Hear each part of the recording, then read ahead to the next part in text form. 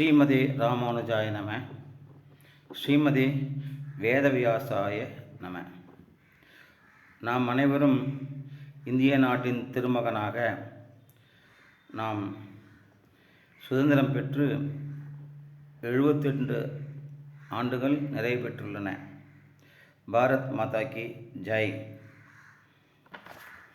ஸ்ரீஹரி மகாத்மா ஸ்ரீ ஸ்ரீ கிருஷ்ண பிரேமி சுவாமிகள் உபதேச மொழிகள் முதல் பாகம் கல்வி அறிவு 10வது உபதேசம். புராணங்களில் எது எது இடைச்செருகள் என்று யோசிக்க வேண்டாம். எல்லையும் அரிசியையும் கலந்து வைத்தால் எல்லை கண்டுபிடிப்பது ஒன்றும் கடினமல்ல.